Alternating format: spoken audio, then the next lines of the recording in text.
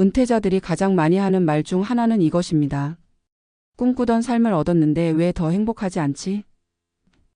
오늘은 그 질문에 답해줄 실제 사례와 심리제 정사회적 분석을 함께 이야기하려 합니다. 한 남성의 이야기로 시작합니다. 58세에 퇴직한 그는 평생 직장에서 버티며 언젠가 자유의 시간을 갖는 삶을 꿈꿨습니다. 매일 같은 시간에 출근해 같은 회의를 반복하고 같은 업무 스트레스를 견디며 버텼습니다. 그의 목표는 단 하나였습니다. 일에서 벗어나면 나는 분명 더 행복해질 거야. 그는 오랫동안 모아온 퇴직금과 국민연금 예상 수령액을 계산해 이 정도면 충분하다는 결론을 내리고 퇴직을 선택했습니다. 그리고 꿈꾸던 삶이 시작됐습니다.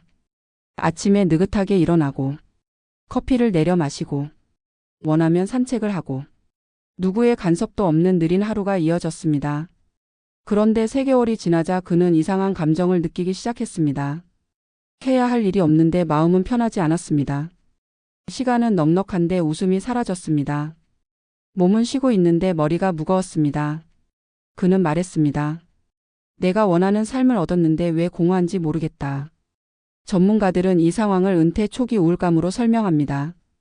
행복을 가져다 줄 것 같던 자유시간이 오히려 자기를 무너뜨리는 순간이 찾아옵니다. 이유는 간단하지만 대부분 은퇴 전에 알지 못합니다. 첫째, 오랫동안 유지해온 역할이 사라졌기 때문입니다. 사람은 직업이 곧 정체성이 됩니다. 팀장, 과장, 선생님, 엔지니어. 그 역할 속에서 인정받고 존재감이 생깁니다. 그런데 은퇴와 동시에 그 모든 역할이 사라집니다. 그러면 마음속에는 역할의 빈자리가 남습니다. 그리고 그 빈자리는 생각보다 크게 마음을 흔듭니다. 둘째, 느슨해진 시간은 행복보다 불안부터 불러옵니다. 일이 있을 때는 시간이 부족해 스트레스를 받지만 일이 사라지면 시간이 과하게 많아져서 무기력에 빠집니다. 인간은 시간이 채워질 때 안정감을 느끼는 존재입니다. 시간이 텅 비면 마음도 함께 비어버립니다. 셋째, 경제적 스케줄이 무너지면 심리도 흔들립니다. 퇴직 후 지출은 늘 똑같이 나갑니다. 하지만 수입은 줄어듭니다. 그러면 돈을 쓰는 것 자체가 불안이 됩니다. 이 심리적 불안은 삶 전체를 무겁게 만들며 자유를 누릴 여유를 빼앗아갑니다. 넷째, 사회적 관계가 단절됩니다. 직장에서는 불편한 관계도 있지만 동시에 일상적 대화를 채워주는 사람들도 있습니다. 은퇴하면 그 연결이 순식간에 끊어집니다. 그래서 자유의 날들이 조용한 고립으로 변합니다. 그리고 이 고립이 가장 빠르게 웃음을 빼앗아갑니다. 이 남성은 결국 다시 생활 패턴을 재정비했습니다. 하루에 작은 목표를 만들고 새로운 역할을 만들어보고 지출을 통제할 수 있는 구조를 만들며 시간을 흘려보내는 것이 아니라 사용하는 방식으로 바꾸면서 그렇게 6개월쯤 지나자 그는 조금씩 다시 웃음을 되찾았습니다. 은퇴한 많은 분들이 비슷한 이야기를 합니다. 원하던 삶을 얻었지만 방향을 잃은 느낌이었다고 말합니다. 이 말 속에는 중요한 진실이 숨어 있습니다. 행복은 자유만으로 완성되지 않는다. 행복은 삶의 구조가 있을 때 유지된다. 은퇴 후 진짜 필요한 것은 경제적 자유가 아니라 심리를 안정시키는 하루의 리듬이고 정체성을 세워주는 작은 역할이며 외로움을 막아주는 관계의 지속입니다. 우리가 꿈꾸던 삶이 우리를 행복하게 만들려면 그 삶을 유지할 수 있는 구조를 다시 설계해야 합니다. 은퇴는 끝이 아니라 재설계의 시작입니다. 그리고 그 재설계가 제대로 이루어질 때 비로소 우리는 웃음을 잃지 않는 삶을 만들 수 있습니다. 은퇴를 앞두고 많은 사람들이 꿈꾸는 장면이 있다. 새벽 알람 없이 일어나고 평생 못 가던 여행지를 다니고 커피 한 잔을 천천히 음미하며 보내는 여유로운 아침을 상상한다. 주말과 평일의 경계가 사라지고 누구의 통제도 받지 않는 인생을 떠올린다. 그러나 은퇴 현장에서 실제로 들리는 목소리는 다르다. 원하던 삶을 얻었는데 마음이 더 불안해졌습니다. 라는 고백은 더 이상 드문 이야기가 아니다. 이 칼럼은 그 간극에 대해 이야기하려 한다. 평생 직장에서 성실하게 버텨온 한 남성은 은퇴 직전까지도 자신이 얼마나 이 시간을 기다려왔는지 주변 사람들에게 자주 말하곤 했다. 출근길 스트레스에서 벗어날 수 있다는 이유만으로도 이미 마음은 가벼워졌고 그동안 미뤄뒀던 취미를 마음껏 할 수 있는 상상만으로도 기분이 좋아졌다고 했다. 그러나 그가 진짜로 마주한 은퇴의 현실은 상상과는 전혀 다른 모습이었다. 자유는 분명하게 주어졌지만 방향은 사라졌다. 하루가 텅 비어 있고 그 빈 시간 속에서 자신이 어디로 가야 하는지 알 수 없었다. 퇴직 직후의 며칠은 편안함에 취했지만 한 달이 지나고 두 달이 지나자 불안은 서서히 몸을 잠식해갔다. 해야 할 일이 없다는 사실이 오히려 그를 불안하게 했다. 평생 시간을 쪼개며 살아왔던 그에게는 넘쳐나는 시간이 축복이 아니라 부담이 되었다. 그는 말했다. 제가 정말 바라던 게 이거였나요? 이상하게도 웃음이 줄었습니다. 전문가들은 이 현상을 역설적 적응 실패라고 부르기도 한다. 좋은 조건이 주어졌는데 심리적으로는 그 조건에 적응하지 못하는 상태를 의미한다. 인간은 예상된 스트레스에는 익숙하지만 예상되지 않은 여유에는 취약한 존재다. 반복되는 패턴 속에서 살아온 사람일수록 그 패턴이 사라지는 순간 정체성과 심리적 안정감이 동시에 흔들린다. 이때 은퇴자의 뇌는 그 공백을 위험 신호로 받아들이며 경계심을 높인다. 그래서 몸은 쉬는 것 같은데 마음은 불안해지고 시간이 많아졌는데도 삶이 무거워지는 모순적 상황이 발생한다. 역할 상실 역시 은퇴자에게 깊은 충격을 남긴다. 직장 내 직함은 단순한 호칭이 아니라 사회적 위치와 존재 가치를 확인해주는 장치였기 때문이다. 직장에서 누군가에게 도움을 주고 평가받고 협력하며 쌓아온 경험은 나는 쓸모 있는 사람이다라는 자기인식을 형성한다. 하지만 그 역할이 하루아침에 사라지면 존재 가치에 대한 감각도 함께 흔들린다. 대부분의 은퇴자는 스스로 느끼는 변화보다 이 역할 공백에서 더 깊은 혼란을 경험한다. 그래서 많은 은퇴자들이 말한다. 나는 일에서 벗어난 게 아니라 나라는 사람이 사라진 것 같다.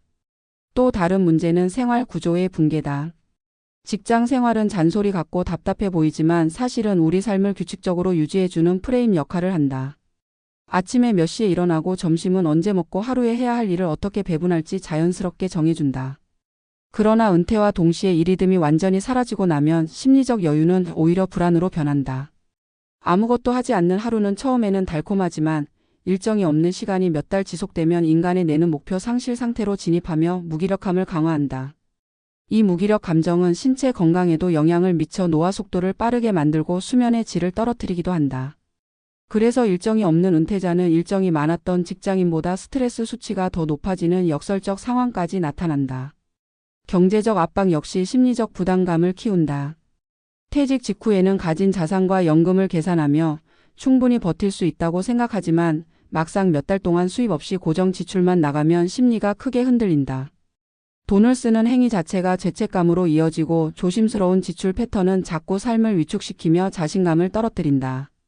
특히 남성 은퇴자일수록 경제적 책임감을 크게 가지고 있어 이 불안은 더 심각하게 나타난다.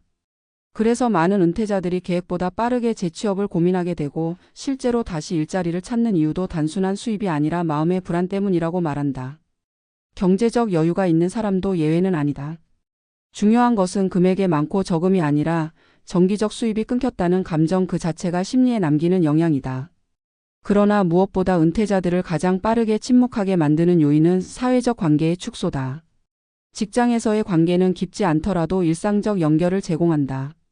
커피 한 잔 앞에서 나누는 대화나 회의 전의 짧은 잡담 같은 사소한 연결이 사실은 우리의 정서적 안정감을 유지시키는 중요한 요소였다. 하지만 은퇴 후 이 연결이 갑자기 사라지면서 고립감이 빠르게 높아지고 이는 우울감으로 이어진다. 가족과 함께 살아도 외로움을 느끼는 이유가 바로 여기에 있다. 심리 연구에서는 사람을 매일 마주치는 경험이 인간의 정서 안정에 결정적인 역할을 한다고 밝힌 바 있다. 그래서 은퇴 후 인간관계가 줄어들면 행복감도 함께 하락하는 경향이 뚜렷하게 나타난다. 그렇다면 어떻게 해야 은퇴 후 삶에서 웃음을 되찾을 수 있을까? 앞서 언급한 남성은 결국 스스로 자신만의 구조를 재설계하면서 다시 회복되기 시작했다. 그는 매일 작은 목표를 세우는 습관을 만들었다. 하루 한 번 걷기처럼 단순한 활동도 목표가 되면 의미가 생긴다. 그리고 자신을 필요로 하는 역할을 스스로 만들어냈다. 지역 커뮤니티 활동이나 봉사활동에 참여하면서 그는 다시 사회적 존재감을 느끼기 시작했다. 또한 지출을 명확하게 관리할 수 있는 체계를 만들어 경제적 불안을 낮췄다. 자신의 삶에 다시 리듬을 넣자 마음이 조금씩 안정되고 웃음도 서서히 되돌아왔다. 은퇴는 단순히 일에서 벗어나는 사건이 아니라 삶의 기반이 완전히 바뀌는 전환점이다. 기대했던 자유는 시작일 뿐 완성된 행복이 아니다. 그 자유가 행복으로 이어지려면 다시 삶을 설계하는 과정이 반드시 필요하다. 많은 사람들이 은퇴 전에 놓치는 포인트가 바로 이 지점이다. 은퇴 이후의 시간은 흐르는 시간이 아니라 만들어가는 시간이다. 정체성을 대신할 새로운 역할이 필요하고 공허함을 채울 작은 목표가 필요하며 고립을 막아줄 관계의 재구성이 필요하다. 그리고 무엇보다 행복은 강도가 아니라 구조에서 온다는 사실을 기억해야 한다. 강한 즐거움이 있는 하루보다 안정된 흐름이 있는 하루가 훨씬 더 오래 지속되는 행복을 만든다. 우리가 꿈꾸는 은퇴의 삶은 단순히 시간이 많은 삶이 아니다. 시간을 어떻게 쓰느냐에 따라 행복의 깊이는 완전히 달라진다. 삶의 구조가 있을 때 자유도 의미를 갖는다. 역할이 있을 때 사람은 존재감을 느낀다. 관계가 있을 때 고독은 줄어든다. 이 세 가지가 충족될 때 비로소 은퇴 후의 웃음은 사라지지 않는다. 그렇기 때문에 은퇴는 끝이 아니라 다시 태어나는 시기다. 삶을 재정비하고 자신을 재정의하며 앞으로의 시간을 다시 세우는 과정이다. 꿈꾸던 삶을 얻었지만 웃음을 잃은 이유는 단순하다. 삶을 이루는 틀까지 함께 가져오지 못했기 때문이다.